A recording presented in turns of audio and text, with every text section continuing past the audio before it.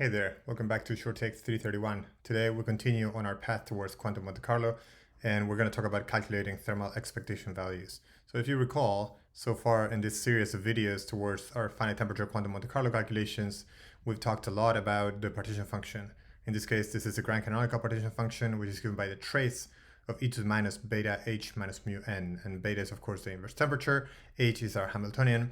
It's going to have a kinetic energy part and an interaction part, and mu is our chemical potential associated with a particle number operator n.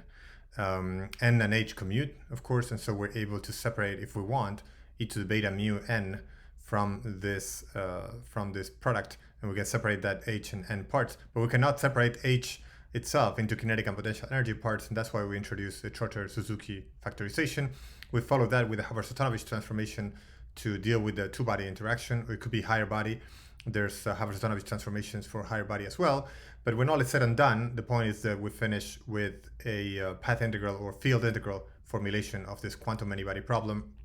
In this case, we're dealing with fermions, and so we end up with this determinant of 1 plus z u, where now z is the fugacity, e to the beta mu. Once again, you see here reflected the fact that n and h commute, and so we're able to separate e to the beta mu from the problem, and this u represents, well, basically the imaginary time evolution, which is shown here into kinetic and potential energy parts, where each of the potential energy factors that appear here are actually dependent on how you decide to do your Haber-Satonovich transformation. So each of those depend on the auxiliary field sigma that we integrate over in order to recover the partition function. So other than mu, which appears only through z, every other parameter of the theory will show up in here. For example, the masses of the particles will be here, the coupling constants will be all here, and so on and so forth. And by the way, this n tau here, the number of time steps in our imaginary time direction beta, is given by this equation here, where we introduce an imaginary time step tau. So presumably in our calculations, we want to make n tau as large as possible so that this approximation ceases to be an approximation, and then our Trotter-Suzuki factorization becomes exact in the limit where n tau is large. Now, in practice, one doesn't really ever compute the partition function, certainly not directly. So all the quantum Monte Carlo calculations actually use this formulation, but they go right ahead and calculate expectation values of observables given operators. And so today we want to talk about that, and for that we're going to use actually the formulation where we write the partition function in this way. So how does this go? So the simplest example that one can think of is really the particle number, in part because it commutes with Hamiltonian, but also because it's very easy and readily available to us. So you'll see the expectation value of the particle number operator in statistical mechanics takes this form, is 1 over the partition function times the trace of our operator with the corresponding Gibbs weight. And you can also rewrite that as a derivative. So that's the derivative of the log of the grand canonical partition function with respect to the parameter beta mu. And indeed, if we go back to our partition function here, you see this is e to the beta mu n. And so if we take a derivative with respect to beta mu, down comes the power of n here. And if we use the logarithm of z, then we get the 1 over z that we need for the normalization of this quantity. So now this is properly normalized, and that is indeed the expectation value of the particle number operator when you take this derivative. By the way, you can think of this also as the derivative of log of the partition function with respect to the log of the fugacity, because that is of course just beta mu. Now, regardless, you can play the same game in the path integral or field integral representation of the problem. Remember, now the log of the partition function is going to be the logarithm of this object here, of this field integral over the determinant. And so we go ahead and take that derivative, and we obtain, once again, 1 over z. That's perfectly fine. That's the normalization. And then you have your field integral, and then you need to take a derivative of this determinant. Now, if you've never taken the derivative with respect to the determinant, or rather derivative of the determinant with respect to a parameter, we'll see that below. But the result is this. The derivative of a determinant, of this determinant with respect to beta mu, is the same determinant times the trace of the inverse of this matrix, the matrix that's inside the argument of the determinant, times the derivative of what's inside with respect to beta mu in this case. And so that gives us z times u. The only place where beta mu appears in this combination, if you want, you can think of this as a derivative with respect to mu at constant beta, because the derivative is taken at constant temperature. And so it hits only z. And so the derivative of z with respect to beta mu is just z. Remember that the little z is just e to the beta mu. And so that's all we get. So it's then this determinant and this trace of the inverse of the matrix times zu. To prove this property, by the way, I wrote this little proof here. The derivative of a given determinant with respect to a given parameter that appears in this matrix, let's call that lambda, is given by the determinant of m times the derivative of the trace of the log of m with respect to lambda. And before going forward, let me tell you why. So we're going to write the determinant of m as a product of its eigenvalues.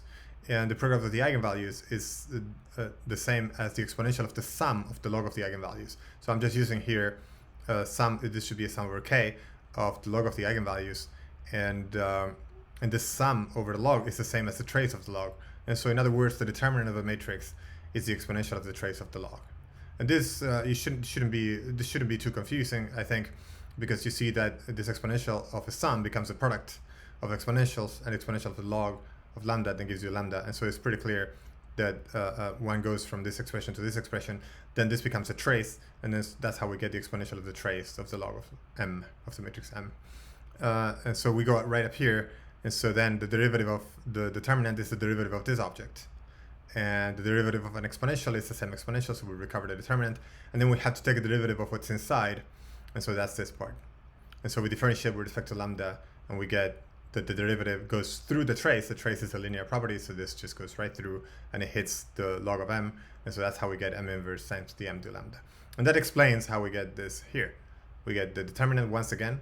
That's the same as this determinant here, or the fact that the determinant is an exponential of this other object.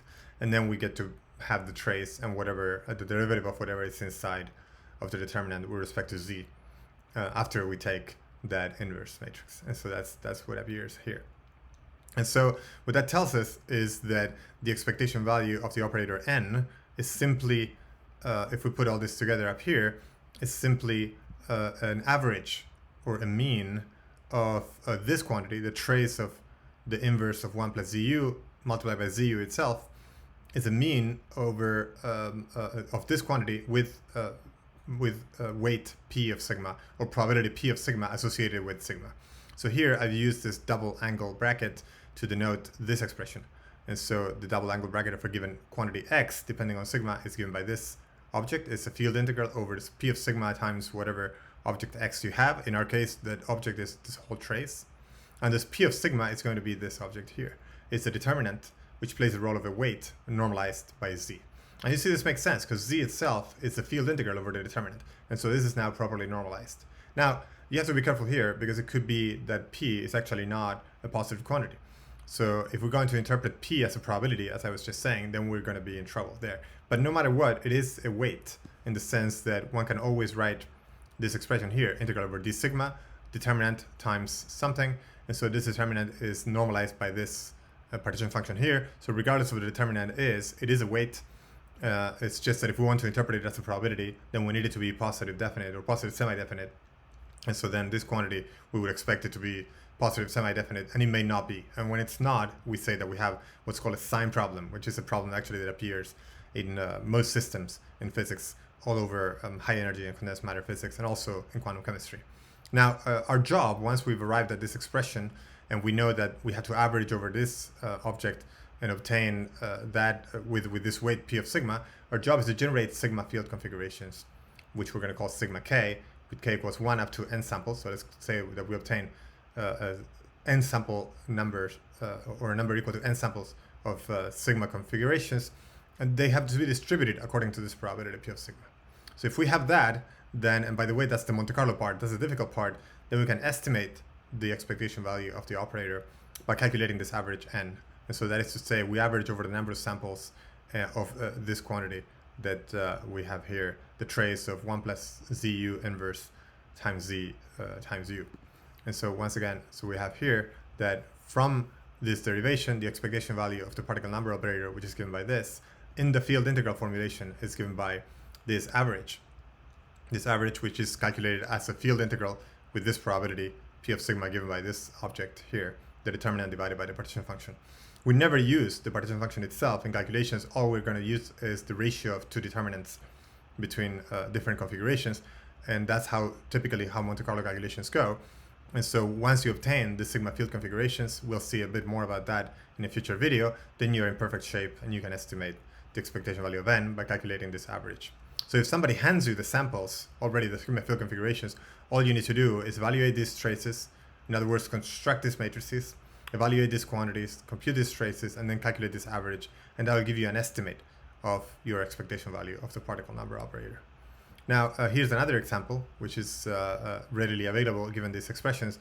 If we wanted a one-body density matrix, which contains all the one-body correlations of the system, then we look for then this quantity, psi diagram psi, where these are the creation and annihilation operators at positions r and r prime respectively. Then all we need to do is to calculate this expectation value. Again, double angle brackets, meaning that we have to do a field integral with probability p of sigma of this quantity with arguments r prime and r. So this is a matrix, and it will have a representation in coordinate space, and that's why we have here r prime and r. And how do you do that? Well, if somebody hands you the samples, sigma, somebody obtained them by a Monte Carlo calculation, then you can go ahead and calculate these averages, sum over the samples, divide by the number of samples, and that gives you an estimate of your one-body density matrix. So something to think about is how would you calculate the expectation value of the energy, the expectation value of the Hamiltonian, which gives you the energy. So think about that as an exercise, and try to see if you can come up with a quantity that you would insert in such an expression, so that when you average over that quantity with probability p of sigma for given configuration sigma, then you would obtain the energy. As a hint, it's a little bit like calculating the particle number, like we did here with the derivative, but it has a little bit of a complication. It has one extra step that you need to think about in order to obtain an expression for the energy. Once again, obtaining the expression is half of the problem. Somebody has to hand you the field configuration so that then you can insert your expression in such a form, sum over the samples and divide by the number of samples, and then you can obtain your expectation value or an estimate of the expectation value of the energy. And for that, somebody needs to do the work of getting the field configurations. And we'll talk more about that next time. That's really truly the Monte Carlo part. And that's it. That's all I have for you. This is just the gist of it, but this is basically how one goes about finding expressions to calculate observables of specific quantities in finite temperature grand canonical quantum Monte Carlo calculations. I hope you find this helpful or instructive in some way. If you did, please consider liking and subscribing to the channel. And that's it. I'll see you next time.